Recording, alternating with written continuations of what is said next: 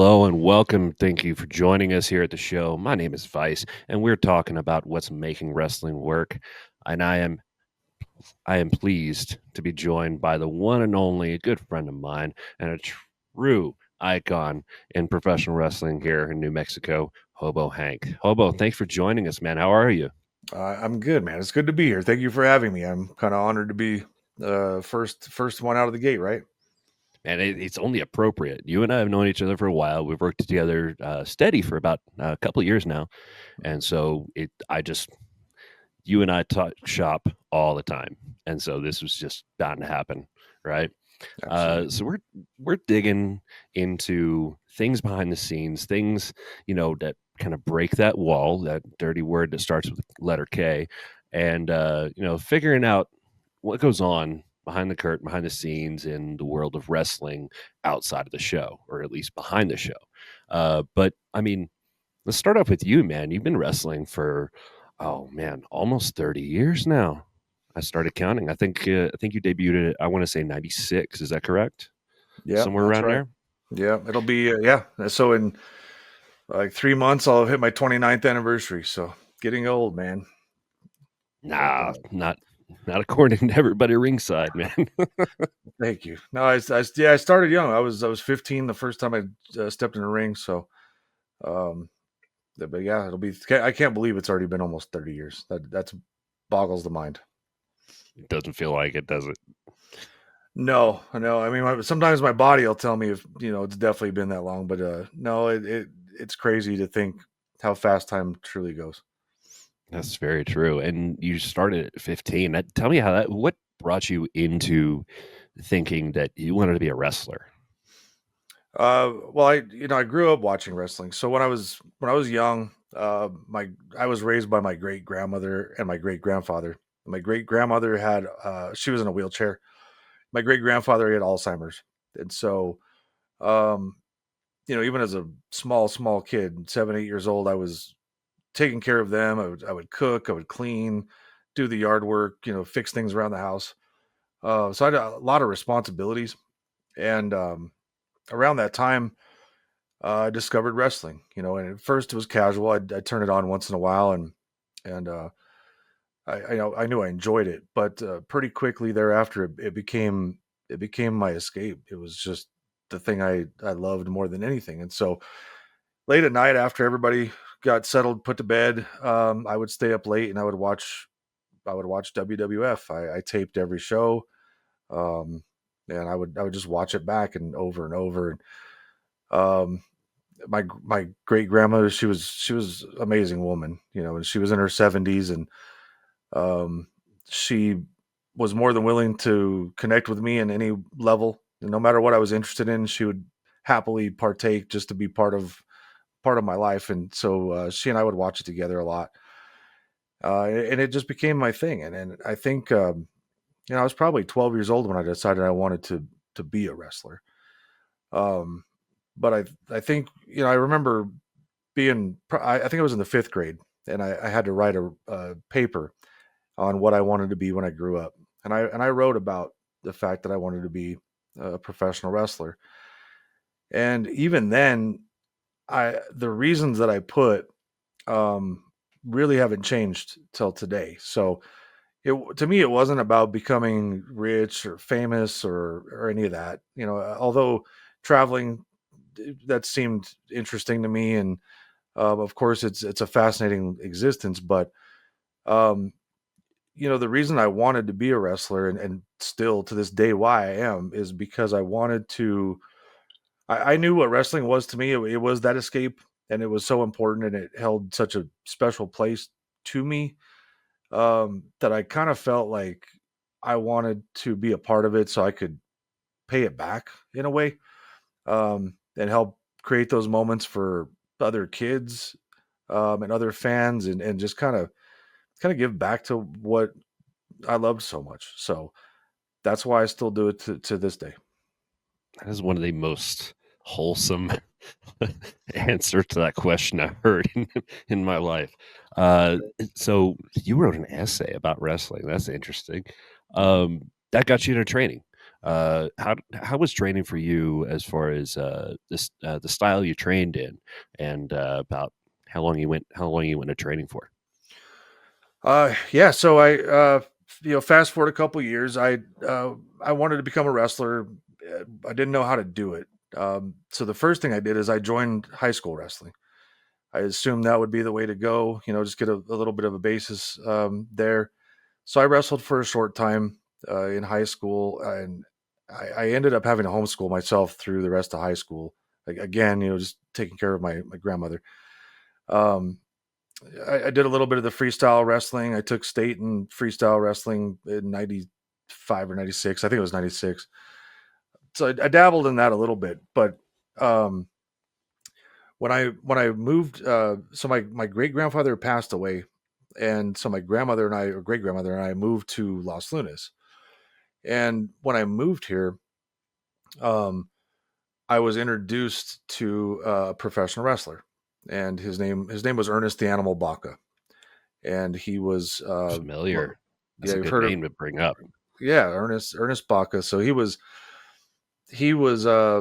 based out of Belen, um, but he was trained by Navajo Frank Seiss, who Navajo Frank, if you go way back in the wrestling annals of New Mexico, um, he was pretty popular back when Ricky Romero was the was the Hulk Hogan of the Southwest. So I was a 15-year-old kid, and I was introduced to Ernest. Um, they took me to his house. He had a training facility in his backyard. So he had a big metal gym with no air conditioning and no heating. Um, That's and how a most six people start these days, right? oh yeah, this was as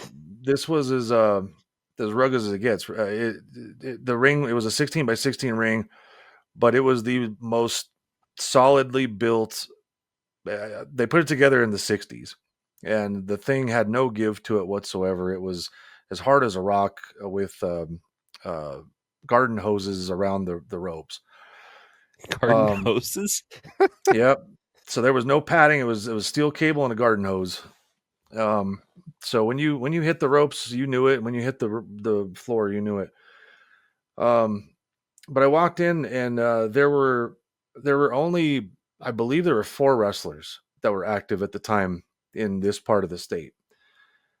And this was at a time where wrestling schools weren't on every corner. You couldn't just write a check to any old place and learn how to wrestle. Like, kayfabe was still kind of alive, right? Um, so you would have to prove yourself, and the first 3 or 4 nights, nobody explained to you how things were supposed to go. They would just beat the crap out of you, um, in an effort to get you to quit, because it's kind of like joining the mafia. You don't just let anybody in. You have to pay your dues, and you have to make sure that the people you're letting into it don't don't leak the secrets, and don't disrespect the business. So um yeah, those guys And back beat me. then, paying dues was a little more intense than it is now. So I can only imagine like Yeah. how how constraining that was a little bit. Yeah, I mean, I was at best I weighed 170 pounds. I'm 15 years old, and these guys are all 30, 35 years old. And Ernest was a huge man. He was 6'3", 350.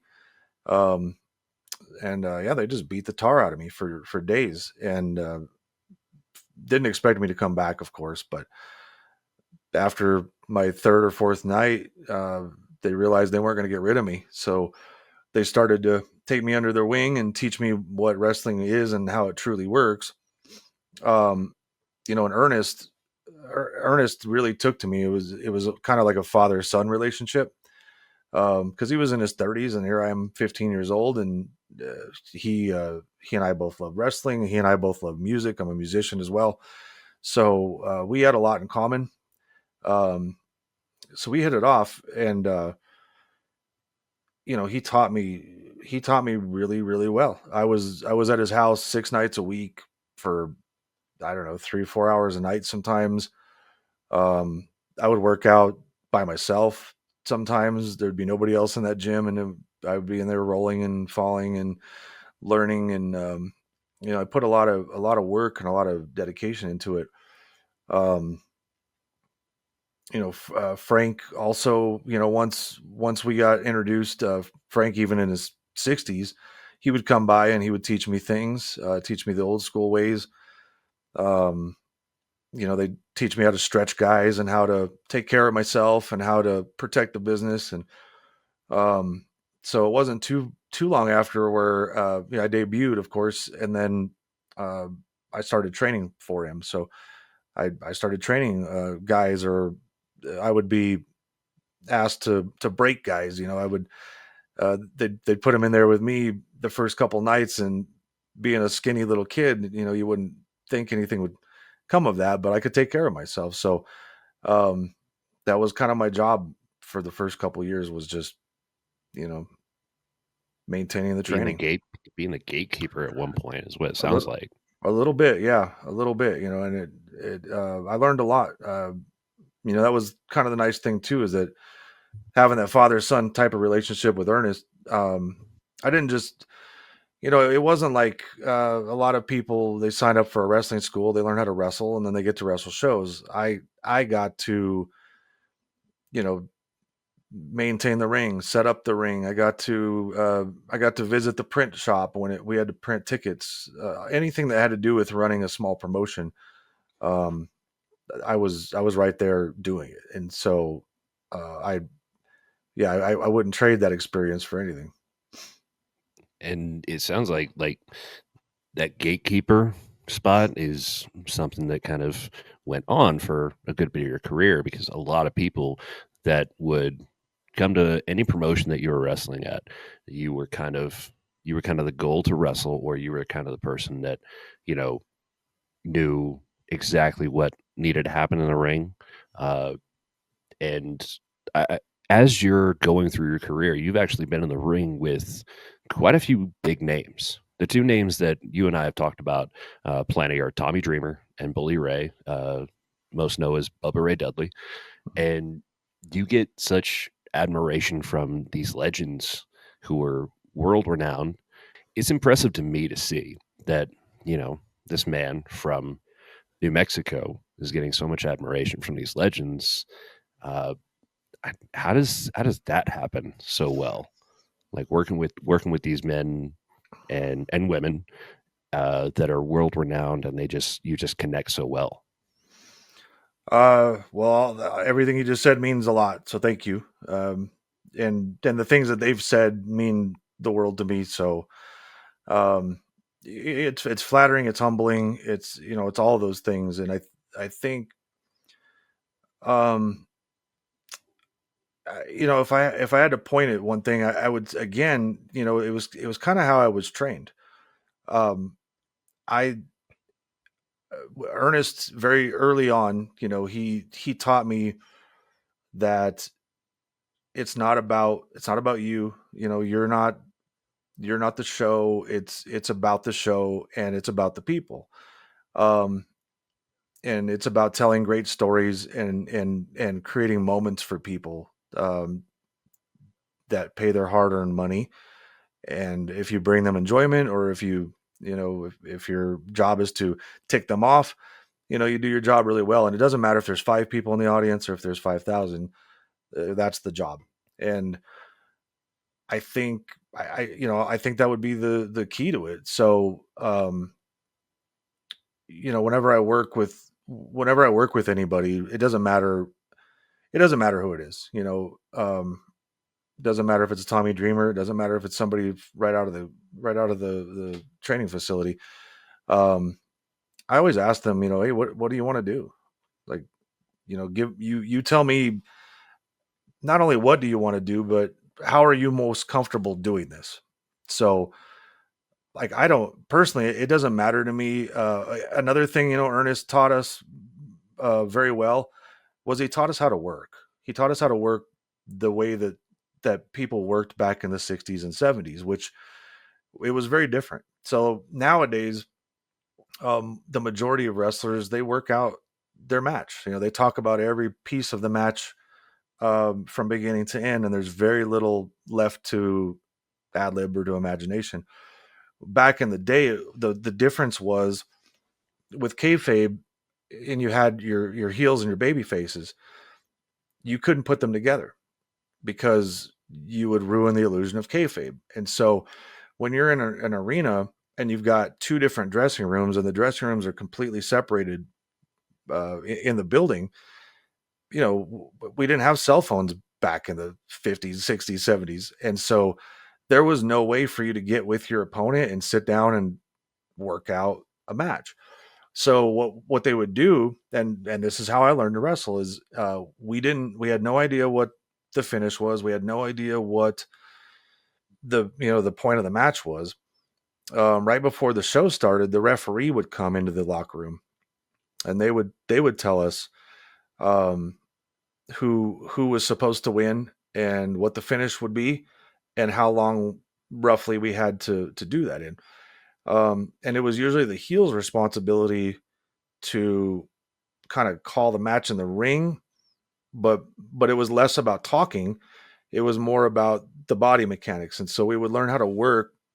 Um, I had to learn how to work without talking at all, and so much so that we had a wrestler that worked with us on the regular, and he was deaf, completely deaf. He couldn't hear a word, and I had to Oh, wrestle goodness. him a lot. Yeah, so Wow, it's like actually completely deaf, but he actually, wrestled. 100%, yeah, 100% deaf, to the point where the announcer would tell the crowd that, if you're gonna cheer for this guy, put your hands up because he Oh can't hear yeah, you. you got to do that. Yeah, Yeah, yeah. So I'm like a it's 16-year-old impressive. kid. Yeah, and I'm a heel at that time.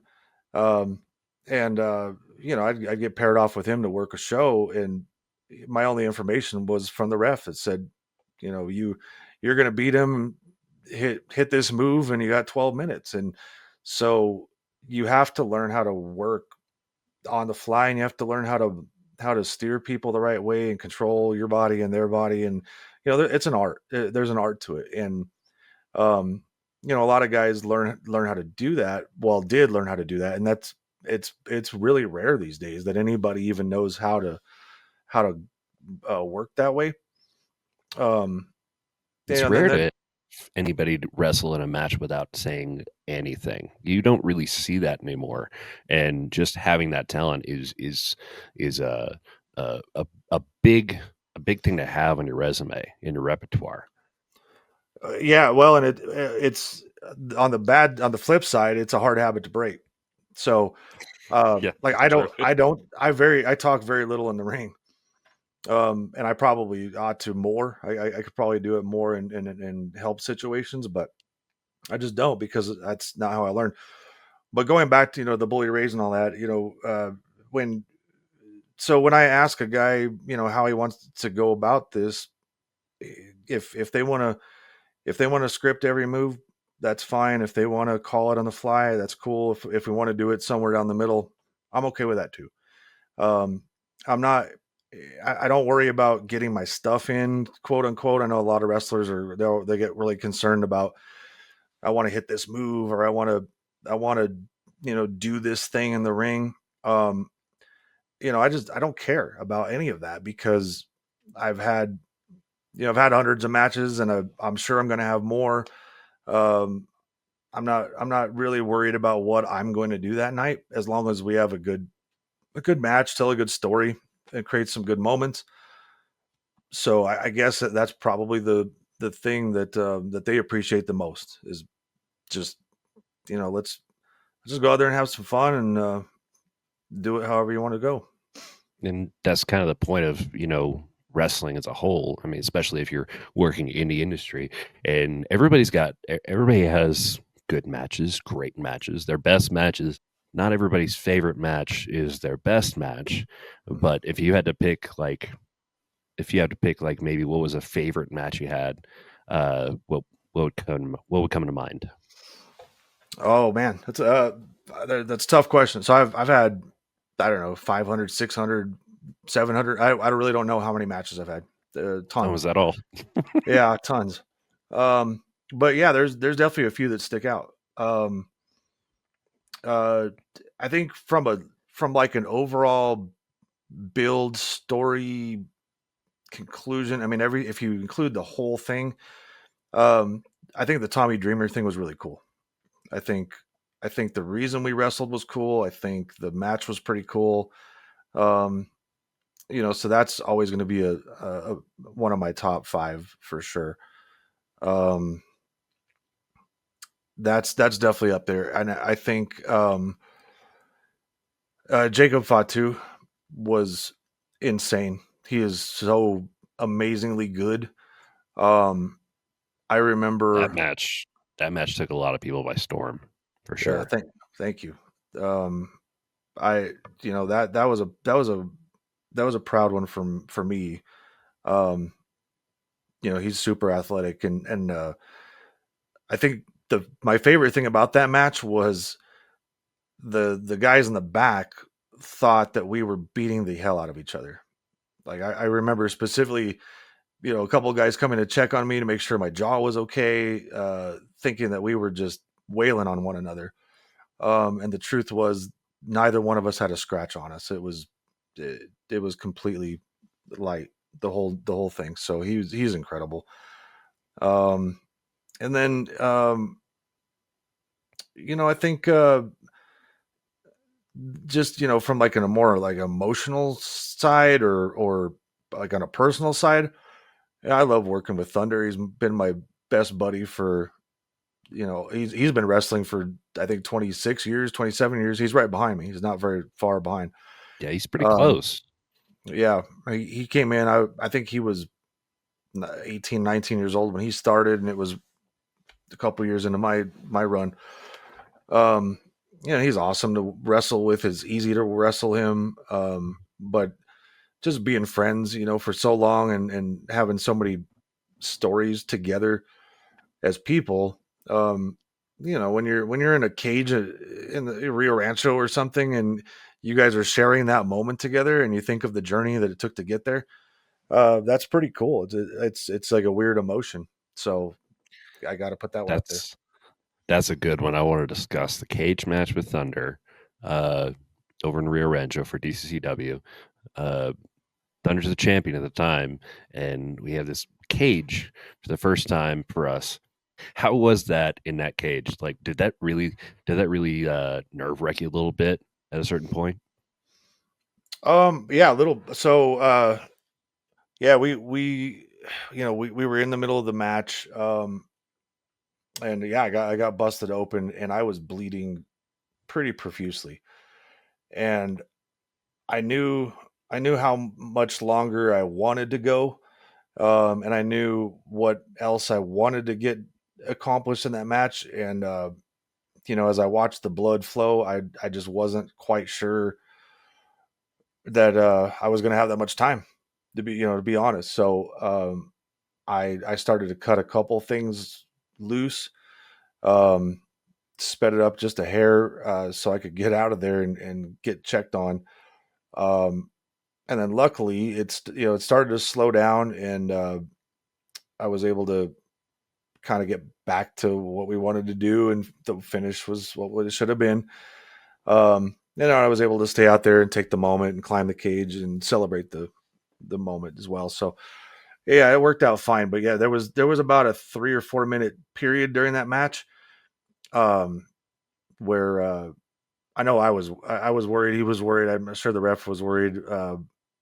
Just I was debating on pulling over, taping my head, something to get me through a little more time. But it Did you all worked tell out. did you tell the ref that not to worry and everything?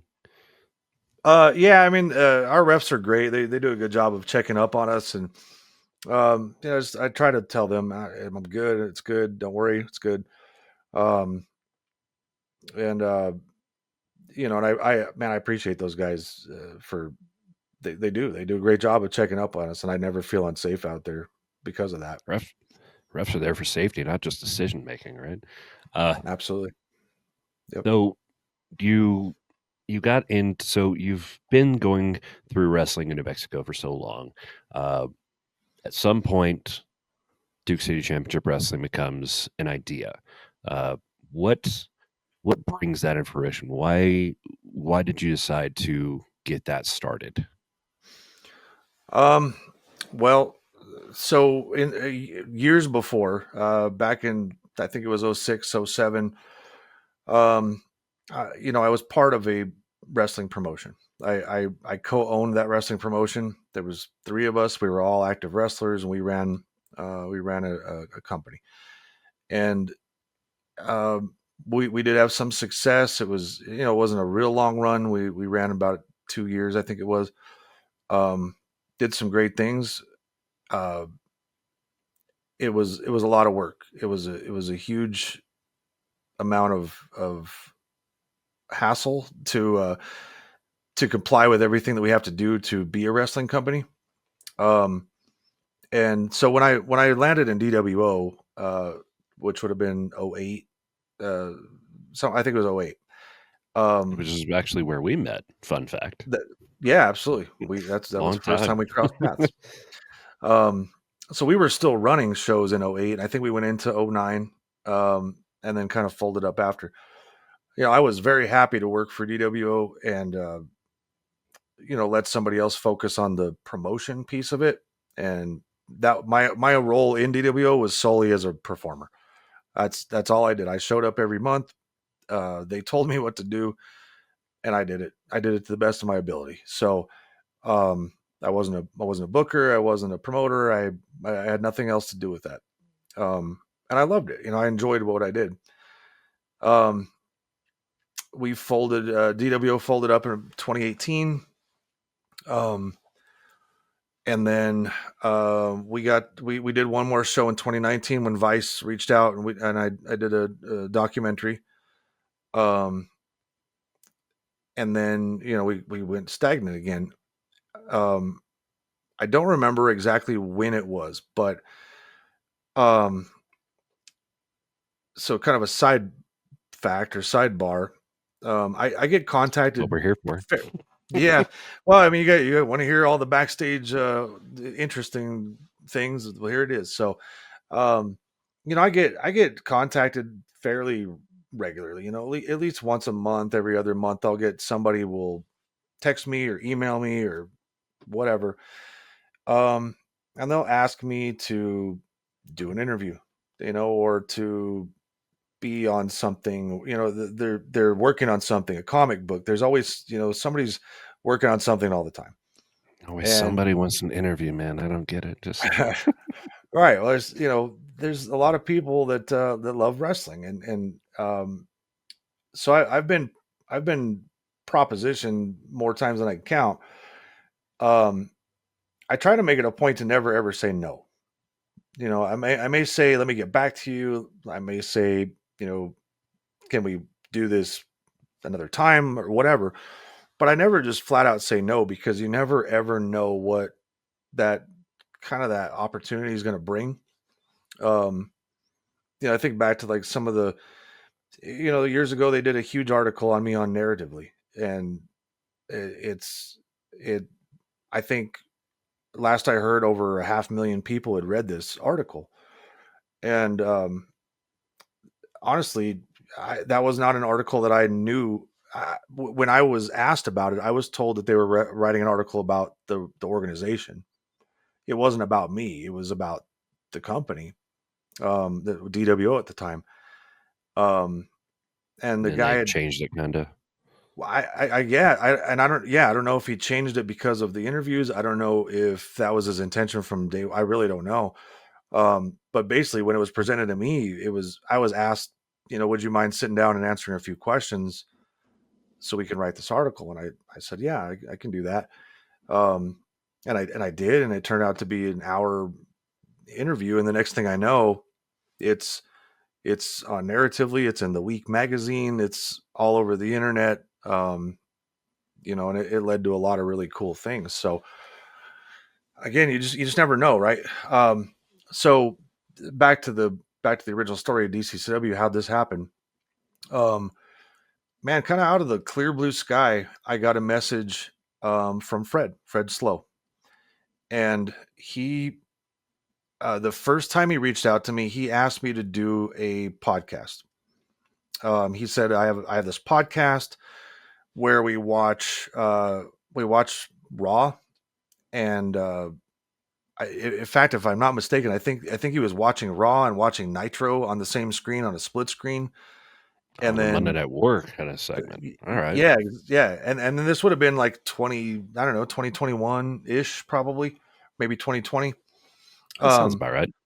yeah. So, but yeah, it would do this podcast where they would show the simulcast of the two organizations from whatever year, 96, 97, and then he would have a guest on, and the guests, they would watch it together and then kind of talk over it and talk about other things also and whatever. I had never heard of this. It wasn't a very big deal, but he asked me if I'd be a part of it. And at first, I was kind of reluctant because at the time I really wasn't watching wrestling. I have no idea who was on, and so you know I don't think I could have added a whole lot of perspective to Monday Night Raw in 2020. Um, but luckily, it was an older. When you get back to the Monday Night Wars, that's more my time frame. Anyway, I told him, yeah, I said I'll do it, sure. Um, so we picked a time. I logged in. Ironically enough, the I had Wi-Fi problems that night. They were terrible. So the majority of the show was me glitching out, and I think I had to bail on it about halfway through. So really did a terrible job of appearing on his show. Um, and Can't win them all, right? no, no, and I don't know what happened to this show. I don't know how many more episodes he did. I have no idea. But a couple months later, he reached out again, and he said, "Hey, I'd like to talk to you about what's Fred's Fred's a bold guy, and he's very direct. When he wants to do something, he's not afraid to ask. He's not afraid to just go right to you and say, "Hey, I want to do this. What is it going to take to get this done?" And that's kind of how he came at me with the wrestling. He said, "Look, I want to run wrestling in New Mexico. Um, I think you're the guy to make it happen. Let's go talk about how we can do this." I mean, the worst you And could have said is no. exactly, exactly. And I thought about it. I really did. I thought about my past, having done this before, and um, kind of if I could go back and do it different, what would I do? So I debated. I wound up meeting with him, and he had another business partner with him. And we kind of just talked it all out. I explained to him what it truly takes to run wrestling in our state when it comes to a legal standpoint, all the licensing and whatnot. Um, I told him, logistically what it takes, when costs, supplies, all the things that you don't really think about in a wrestling company. Um, and I didn't really know his background all that well yet, so he filled me in on kind of what he does, which is all rooted in media. But he does have a wrestling background as well. He was involved in wrestling in St. Louis. So um, yeah, we had a couple of meetings, and then things evolved pretty quickly. So the more we talked, um, the more we realized what pieces of the puzzle we were missing and what else we needed to make this thing happen. Um, and so we just worked diligently at it, and we talked frequently. Um, the venue changed, the name changed, all everything kind of goes through cycles of evolution. But um, ultimately we landed on Duke City Championship Wrestling. We brought on Aaron Burnett as one of our partners, one of our official partners. Um, and Aaron owns a portion of the El Rey Theater. Um, Plus brings a ton of other things to the table when it comes to the legal mind and the media mind and all business mind. Um, and then we rounded out the first lineup. Chris Burnett, who does some of our commentary on our live broadcast, he was one of our original four official business partners as well. So, um, but from day one, the we all wanted to treat it as a business, because I mean that is what the wrestling business lacks sometimes is, um, you have to run it like a business. You have to make money. And it's not about making money to become rich. It's about making money to keep the business running. And then more importantly, it's about growing the business. Um, and so, everything from day one's been extremely official. Like we have contracts in place, we have percentages of ownership, um, everything that any other business truly holds. So, um, we, um, we worked hard for a long time before we actually announced our very first show, which would have been in May of 2023. Hobo Hank as a character. Where does this character of Hobo Hank stem from? That it originated from? I'm sure you went through all sorts of characters, trying to develop who you were until you came to this.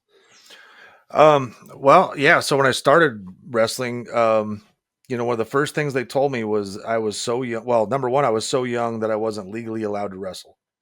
I was 16 years old, 15 years old, and even in Always a Texas, catch. yeah, even in Texas where there's no commission, you have to be 18 years old. And so originally, the idea of putting a mask on me was twofold. Number one, I was so young, that they wanted to hide that fact from the fans because who's gonna buy this little kid's face in a wrestling ring. But number two, just to hide me from the authorities. We didn't want anybody knowing that I was in the ring. So I started off. My very first character was the Black Angel, and pretty run of the mill, black tights, black mask. You know, uh, Not much to say about that. And then very You didn't quickly, have much to say about it, so no, no. In fact, I think I only wrestled one match as that. Um, that probably explains it. yeah, and then uh, Ernest, for some reason, I wanted to get a new mask, and the only mask I could kind of, because you got to remember again, this is back, so 1996. There's the internet's not what the internet is today. You can't go on Amazon and order tights, boots, masks. There's not a ton of people that do this stuff. Back then, you had to know somebody that made wrestling equipment or tights or whatever. Knowing a Um, guy who knows a guy, that's how it used to be. yes, yeah. The first time I ordered wrestling boots, I had to measure different parts of my leg, and then I had to call somebody in Kentucky. Um, and It was a husband and wife in Kentucky. They were boot makers, and they just happened to do wrestling boots. And I still wear those boots to this day. I ordered them, 28 years ago or whatever, and paid $300 for them, which is a lot of money back then. But they're still the boots I wear today. Um, but anyway, yeah, I ordered a mask, and it had flames on it, so it had red flames. And Ernest was obsessed with calling me the fireman. For some reason, he thought that somebody in WWE used to be called the fireman before he became famous. So I don't know. That was the story he told. I think So there's that a was Mandela effect there, is what it is. I think so. He thought a lot of things happened that never did. Um so yeah, we called me the fireman, and basically I still had the black tights, black long tights, the black mask with flames, some armbands around the top. I would wear a cross necklace. Um, and I was billed from Los Angeles, California, and I was just arrogant. It was kind of, if I had to compare what I was as that character, it was kind of like Rick Rude. I would come out and hit on somebody's girlfriend. I would swivel my hips. I would flick my sweat at them. I would just kind of try to tick off every guy in the crowd. You were just that guy, is what it sounds like. That's what we call it these days, I think. Pretty much, I can't pretty say, much. I don't want to say the word online, actually, Right. what I actually want to say, but Yep. And I mean, I had a good time with that. I got to be I got to be witty on the mic. I got to say some really off color things in front of a lot of people, and um, get some pretty strong reactions. So it was fun. Um, but back to Hobo Hank. So fast forward a couple years. Um, I think it was probably, if I had to guess, I would say it was like 2001. And so I'd been wrestling, 6 years, 5 6 years by now. And Thunder and I were working for a company called Global Championship Wrestling, and it was based in El Paso. And we would go down there every 2 weeks. We would drive down, and then we would tape 2 episodes of a television show all in one night, and then we would be off the next week, and we would come back 2 weeks later and do it again. So we had worked down there for, I don't know, probably 5 or 6 months at the time, and we were getting good heat and having a good time. And one night, the promoter pulled me aside, and he said, "Hey, I got an idea. Um, I think it'd be really cool to see a hobo win our world championship." And I had long hair at the time. It was like halfway down my back. It was super long. Really? Yeah. You have Yep. pictures as proof somewhere, I'm sure. I'd have to dig around, but yeah, they do exist, man. It was long, and it wasn't kept very well. I was a shaggy looking mess. So yeah, he said, I think, if you're up for it, what we'd like to do is kind of have you debut a new character. Um, he didn't have the name ironed out. I think he even said like Hobo Frank or Hobo Jim, or just throwing some names out. He said, but basically, we'll have you come out and be a hobo. Um, have you act drunk, have you act belligerent, um, and then like slowly but surely you start racking up some wins, and then ultimately you win the world championship. Um, and I think the only thing I probably heard in that whole sentence was, "We're going to keep bringing you back, and we're going to give you the championship." So, me being a 21-year-old kid, I'm like, "Yeah, I'm in. This sounds great." So, as we were driving home, I'm telling the boys in the van, "Hey, the promoter pulled me aside, and this is what he wants me to do." Well, I realized that he wanted me to go out there and act drunk. He wanted me to stumble around and act kind of foolish and do all these things. And going back to why I got into wrestling in the first place, uh, it's more or less for kids.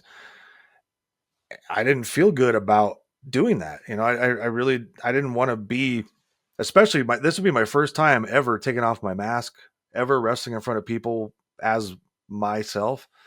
And it's on television, and I didn't want to do that. So I argued mentally, in back and forth my own mind, for the next 13 days, whether or not I was willing to do it and whatnot.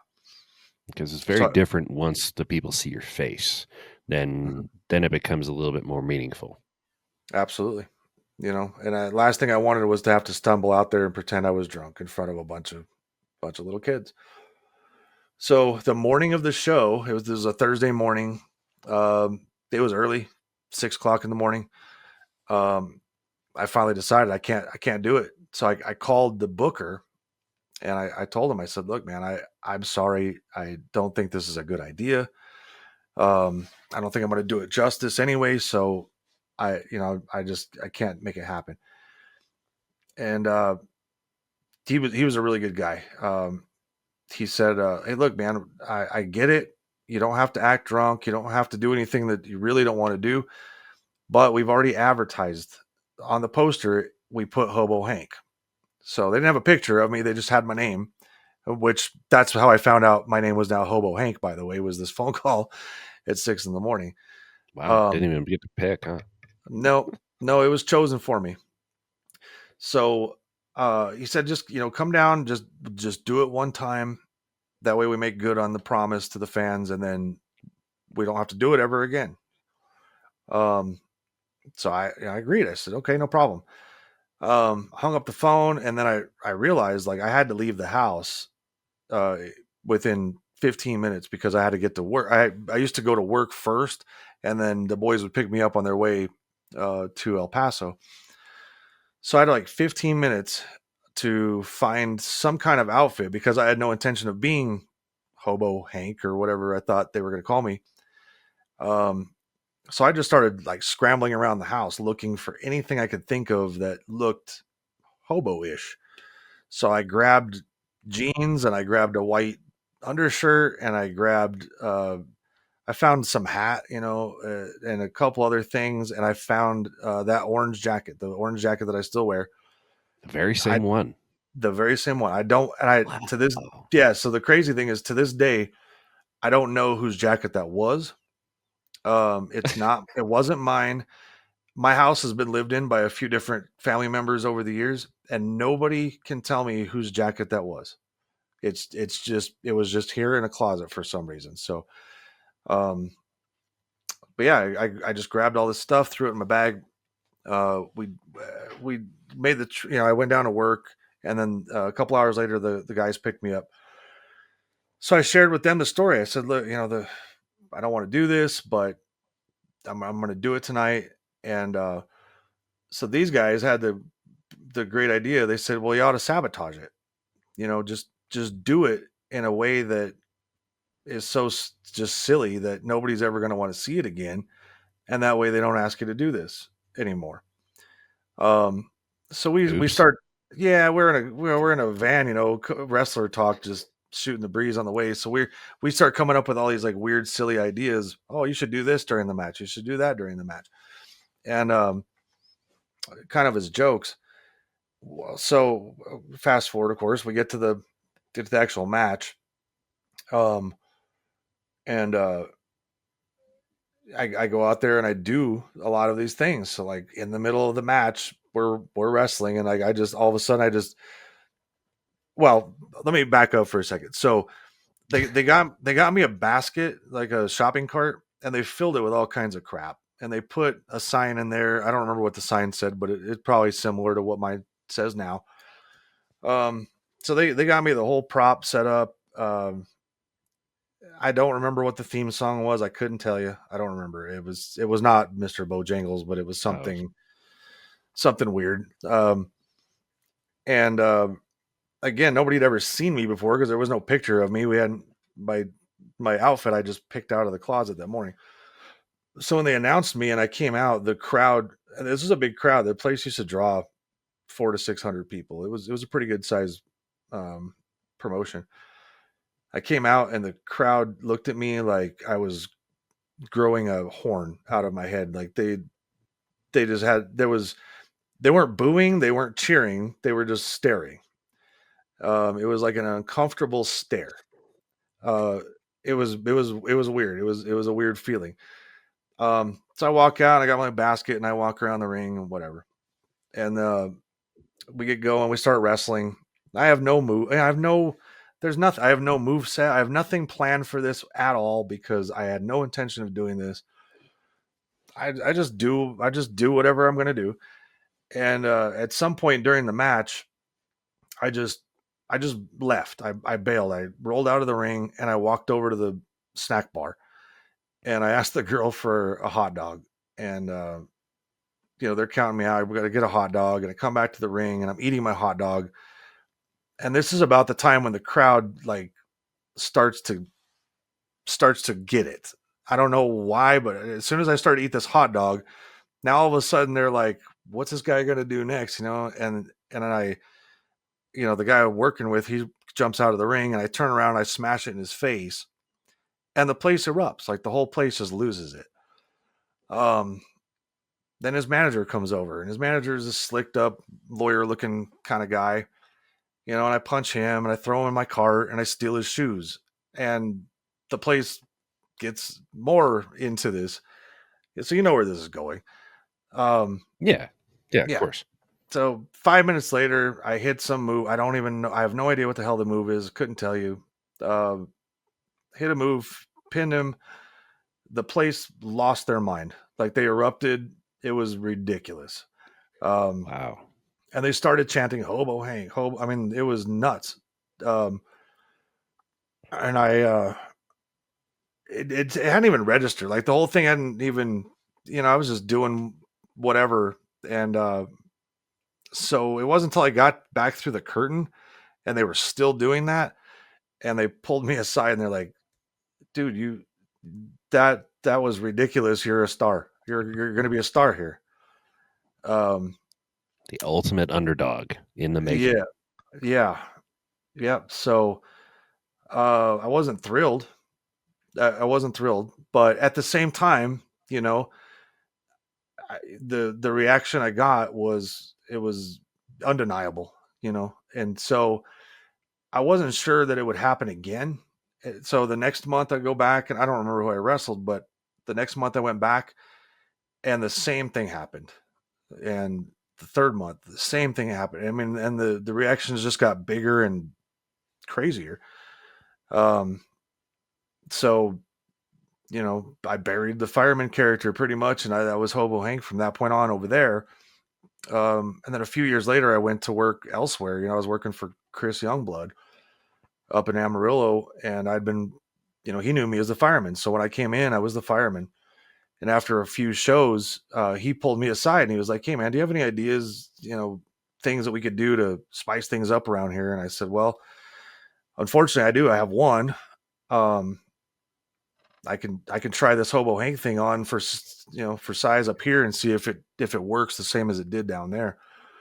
Um, and I suited up and did it, and the same thing happened. Very very first night, the crowd chanted and jumped on board. So that at that point, from that point on, I haven't been anything really but Hobo Hank. And still going today. And now you're not just doing the Hobo Hank character. You're also doubling as somebody who works behind the scenes for Duke City Championship Wrestling, not just in the role you mentioned earlier, um, but you're also helping develop the stories for you know not by yourself, I'm sure, but you're hand in creative as far as how the show direction goes. That's that's on you at this point now. And of course, I know you'll probably get ideas from others, but how how does that how does that translate into? Is that something you thought you would have a hand in when you got into this? And I mean, that's a good bit of double duty for you. Um, yeah. So in DC, I'm the booker. It's my job to put the shows together. Um, yeah, hash out the final storylines. Decide what order the matches are in. Decide what talent's going to work the show and which ones aren't. Um, I deal with the paperwork side of that. The legality, the licensing, the blood work. Um, it is a lot. It's a lot to do. Um, when I started, no, to answer your question, when I started wrestling, no, I never in a million years did I think I'd be in this seat. Um, because I never, I guess I didn't even know enough to know what the seat was. So um, no, and it's, it's a cool place to be, but it's a double edged sword for sure. Um, I I really did enjoy just showing up to the venue and being told that you're going to wrestle this guy and you're going to win or whatever. There was a lot less responsibility, and with less responsibility comes the ability to have some more fun. But on the flip side, um, you know, being the bookers, it's cool as well. And so what's hard is, a lot of people have great ideas, and I love when they share them with me. Um, and I bank them all. I mentally bank every idea, when no matter what. When somebody comes up and says, "Hey, I was thinking we should do this," or "I wanted like to do this," I always put that in my mental bank. Um, the challenge becomes, well, there's a couple things. So, um, first of all, I think people sit at home and watch wrestling, WWE, and they like to kind of armchair book, right? Oh, if I was in charge of WWE, I would do this, and why don't they put this guy with that guy, and blah blah blah. Well, it's really really easy to do from one perspective, right? If you're watching from nothing with no other information other than the fact that you think that these two guys would do well in a ring together and put on some great matches, it's real simple to say that. In the reality of it, though, um, booking wrestling is not like writing a book, because when you're writing a book, you can start and you can progress however you want, and you have all the freedom in the world to develop these characters and do twists and turns and whatever. Booking wrestling is more like trying to write a book, and about every 10 minutes somebody walks in the room and says, okay, now you can't use that character anymore because they did something bad in their own personal life, and you can't put them in your book. Even though you've already introduced them as part of your story, now they can't be used. And then 10 minutes later somebody walks in and says, well, now that character can't be used for the next 3 chapters because they're hurt, and this you can't use this character because they're not available for chapter 6, but they'll be back in chapter 7. You can do whatever you want then. So you've got all these moving parts, um, and it's a lot more difficult than just straight up writing. So what I do to well, and then just to add another layer of complexity to it, when you're in a place like WWE, you're paying big money, right? Everybody's on a contract. You've got them locked in. You've got availability. You've got you have at least a defined amount of time that you have to use these people, and so on and so forth. With us, we don't. I'm calling people on a show by show basis and saying, "Are you available for this date?" Or can I get you for the next 2 or 3 dates? Um, but there's no guarantee that I have them even at my disposal for any because length when of it's time. because when it's independent wrestling, that also means independent contractor, so they can decide to book or not, or things change. They can come and go as they please because there's no obligation. Yeah, if they've already told no, I'm going to be at a Comic Con that day. I can't make it that day. Um, what do I do? So, um, so what I do to try to like circumvent that is, uh, I just try not to get too linear with storylines. I try not to just of it in one. I try not to take two guys and put them in one arc, um, with the exception of a few. And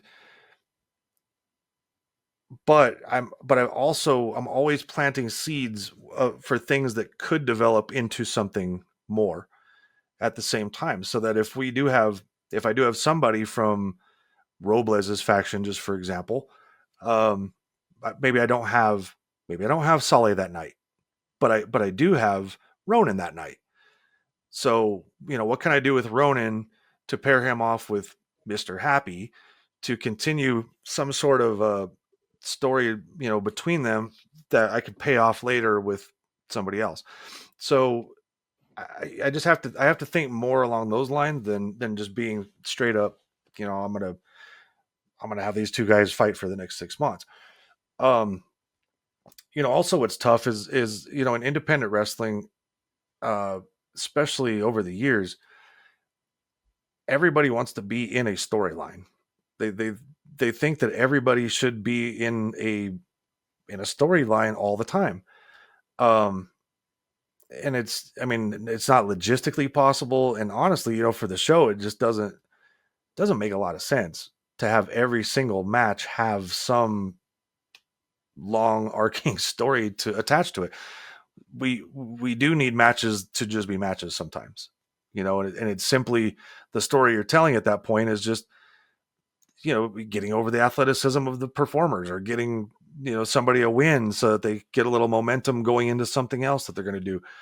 um Not, it can't always just be soap operas, and there has to be other elements to it.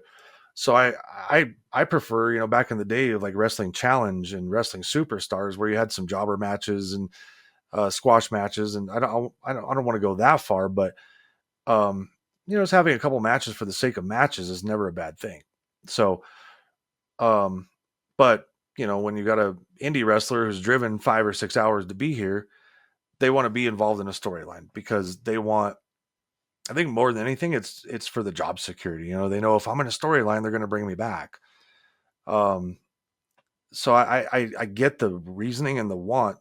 Um, it's just not always something I could do. So that's what's hard. And then I think the other thing that's hard too is when you're a wrestler, when you're a performer and a booker, um, you can kind of it's just hard. It's a hard line to toe, right? So um, personally, I don't think, and this is weird, but I try not to look at Hobo Hank as me because Hobo Hank is not me.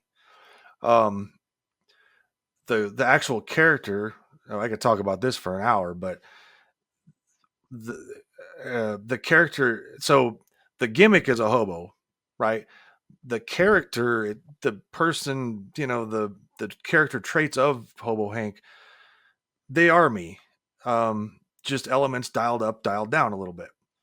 Um, but I I don't care. I don't care if Hobo Hank's the first guy on the show.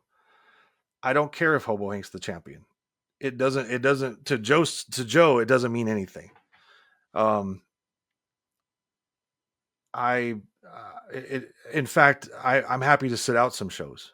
I could care less, I could work in the back for some shows. I could stay home for a couple shows. Like I'm not at that point in my career where I'm just dying to wrestle so much that I have to inject myself in it. So I The have to show, look at. I'm the sorry. show going well is more important to you. Is Hmm. It's kind of the Yeah, biggest thing for you. absolutely, absolutely. But then, you know, so I have to take myself out of Hobo Hank because if I don't, I run the risk of um put using him too much or not enough because of my own personal desire. So I have to look at Hobo Hank from like an objective third person view. And um I just listen to the crowd. And you can't deny that Hobo Hank is over. In DCCW, that character's it's over, right? So Absolutely. so I have to challenge myself sometimes and say, okay, like if you weren't him, but you heard that, would you still put him in that main event? The answer is absolutely, because that's the that's the reaction you want. That's the draw. That's you can't deny that. So um luckily, Fred, Aaron, those guys, I bounce things off of them, and um, where they don't contribute a ton to the storylines a lot. I do run things by them at times. I do, check in with them. Hey, what do you think of this? What about that?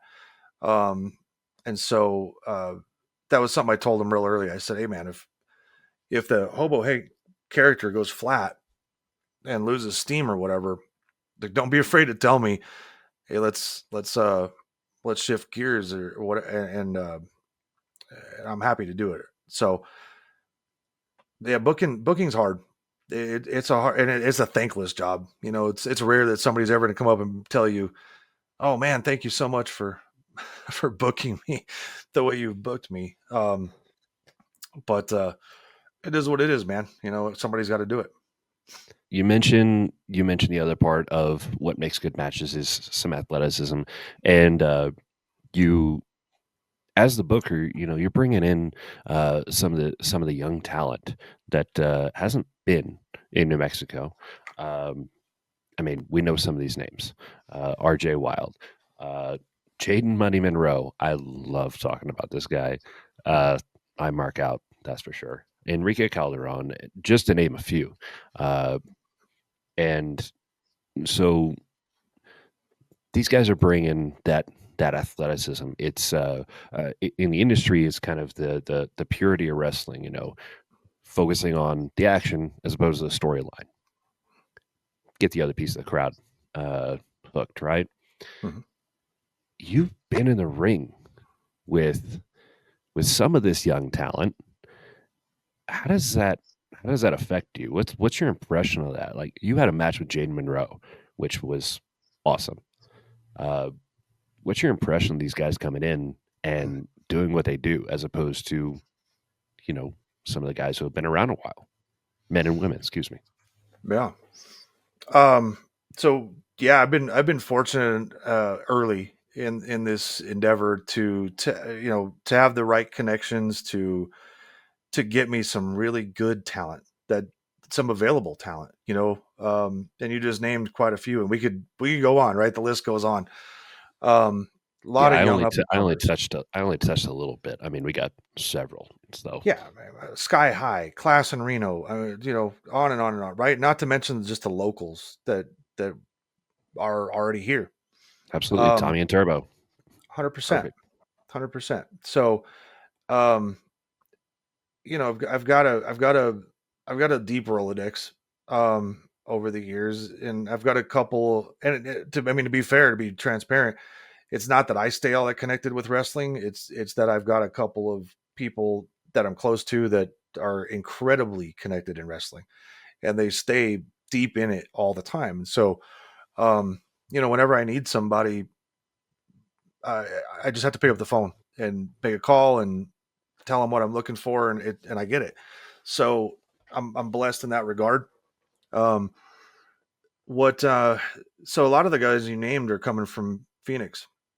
They're coming specifically from the same school, and what I love about them is, yes, they are athletic, and yes, they can do all the cool things, the flips and the moves that do make an exciting moment. But where why I have so much respect for them is that I think that they understand when to do it. Um, they don't do those things just to do them. They do them as part of the story. If you're on a roller coaster, you can't come down all the time. You have to have the climb up before you can have the drop. They understand that. And so um they're able to use those moments in matches just to make those matches that much better. They're not afraid to sell, right? So we watch so much wrestling these days. Unfortunately, you get two guys that can flip and fly and do all these crazy maneuvers, and they get so caught up in the sequence of the match they forget to sell. And if you don't sell, people don't care because they don't view you as a human being anymore, right? If they don't think you're a Right. human, they don't think you hurt, and therefore you might as well just be a robot performing all these maneuvers. So these guys do a really good job of kind of walking the line between the two. um and from a booking perspective, I look at I look at the shows kind of like a circus. If you go to a circus, um there you may have a favorite part, right? Maybe the acrobats are the most exciting moment of the night because of the cool things they do. But the reality is, if you went to a circus that was 2.5 hours long, nobody wants to sit and watch acrobats for 2.5 hours, That's true. right? They want to see a lion tamer, they want to see a fire eater, they want to see a juggler, they want to see some clowns, they want to see the variety that's presented to them. And at different times, at different points of the night, they're going to have different emotions. Sometimes they're happy, sometimes they're sad, sometimes they laugh, sometimes they cry, whatever. And when you're able to provide uh, entertainment that varies and can kind of take them through that emotional roller coaster throughout the course of an evening, that is so much more powerful than just throwing match after match that's a 5-star flippy dippy banger at them. If you can have one of those followed by something that's a little silly, that's a little more fun, a little more lighthearted, and then close up the night with something that's emotional, that tugs at their heartstrings and has some nostalgia to it. Um, that's how you touch the fans. That's how you create, events, in my opinion. So, um, part of my job as the booker, I'll put all the matches together. This one's wrestling them, and so on and so forth.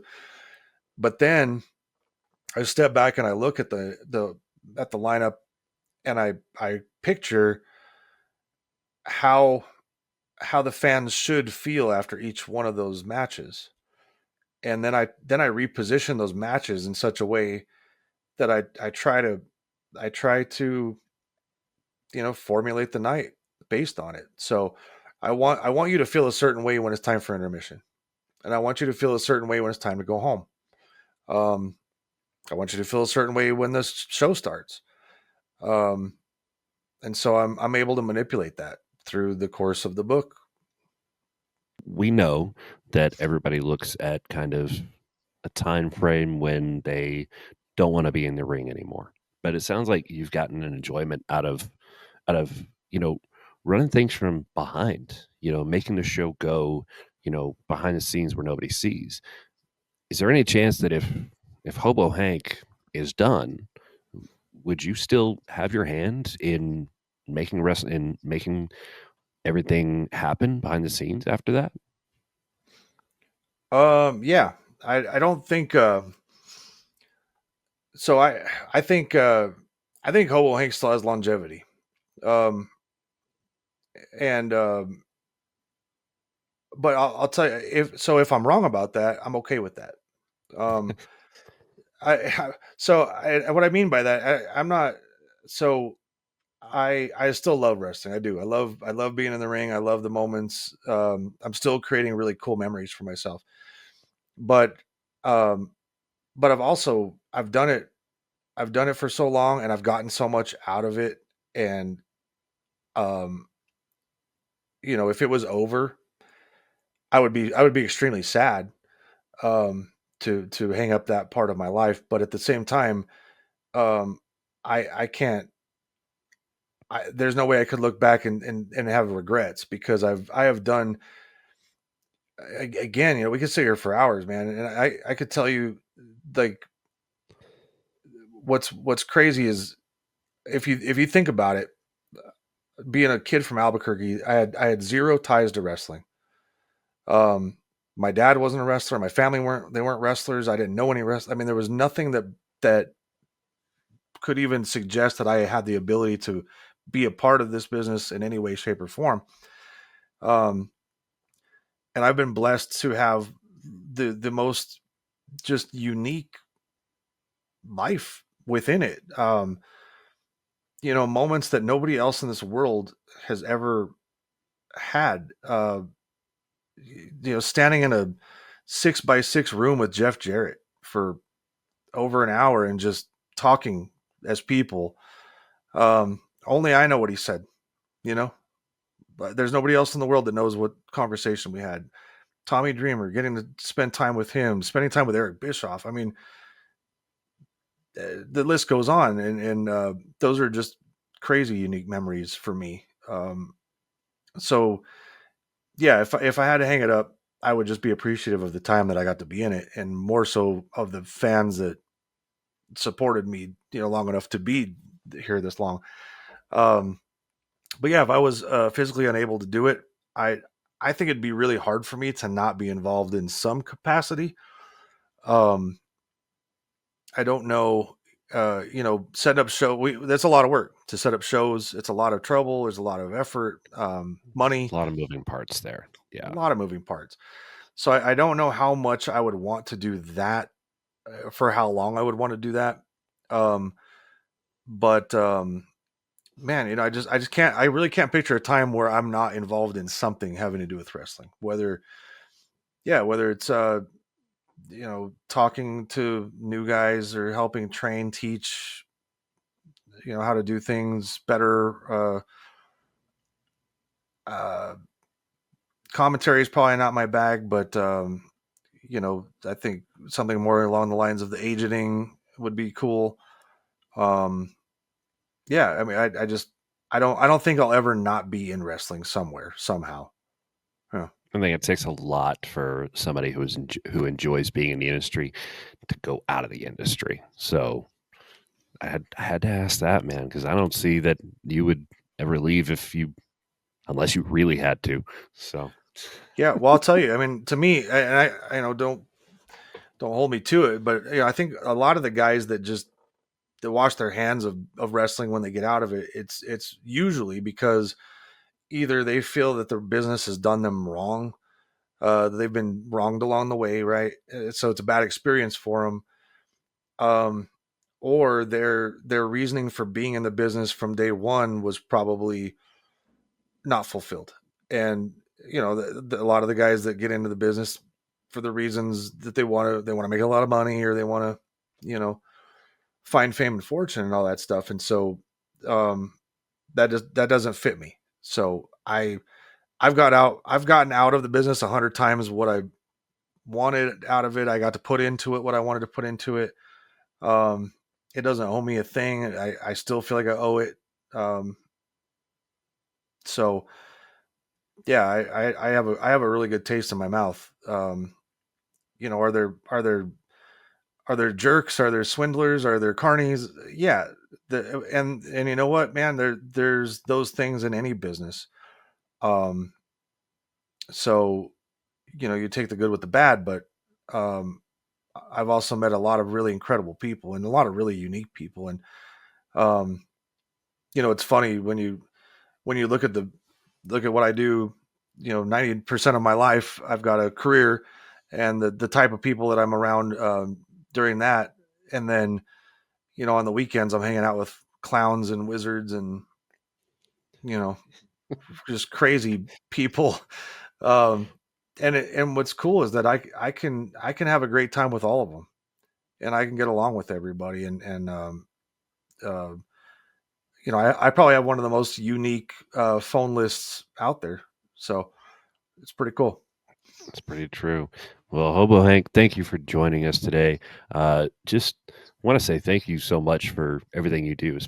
On a personal note, thank you for everything that you've helped me with as well, with being a part of the industry.